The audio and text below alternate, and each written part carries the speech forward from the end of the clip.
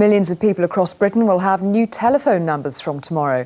6 areas will be affected: London, Portsmouth, Southampton, Coventry, Cardiff and Belfast. There are concerns, though, that the new system might become gridlocked with so many people dialling wrong numbers.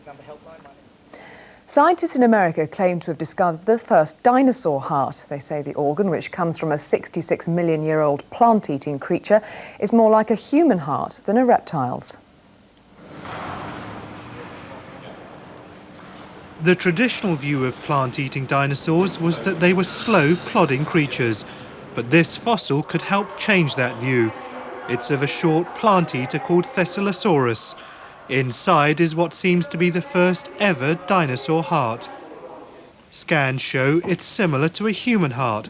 It has 4 chambers and can pump blood at high pressures to cope with sudden bursts of activity. What it does for me is it compels me to accept the notion that dinosaurs had higher than reptilian metabolic rates, even those dinosaurs that ate plants and gave rise to birds.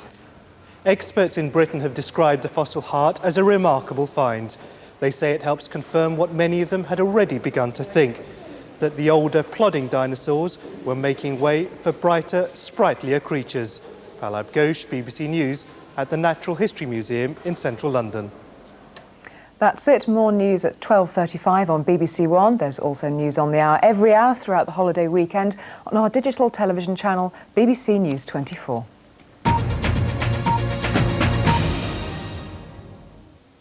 Hello and a very good morning to you. If you've seen the bulletins over the past few days, you'll be familiar with our friend the low pressure. Hasn't been moving too far over the past few days. Still thrashing in a number of these heavy showers, certainly across many parts of the west, through Northern Ireland, the west of Scotland, down through Wales, and particularly down towards the West Country. You'll notice some really quite livid colours there. Do take care if you're heading that way through the course of the day. Quite gusty winds as well, so some of the driving conditions really quite tricky.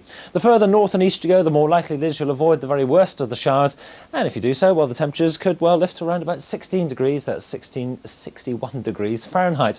Now, through the evening, I think those showers will gradually retreat back towards the western side of the British Isles, but then you'll notice that later on, I think we'll find more cloud and rain beginning to spill in towards the south of the British Isles.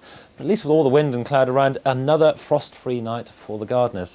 Now, as I say, that low pressure really not moving very far at all, nor will it do so in the next 24 hours, and it will be joined by this little bulge here in the isobars. That's another low pressure spreading that cloud and rain up from the south.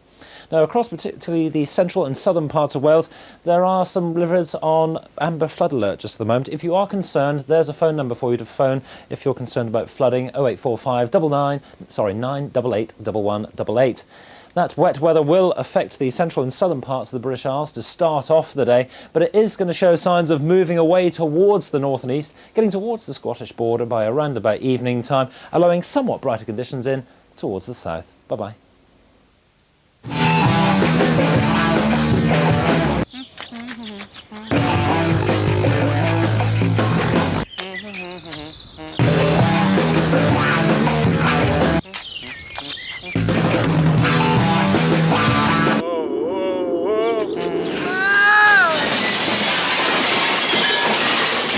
Winter's gone. Spring is here. Gardener's World, tonight at 8:30 on BBC Two.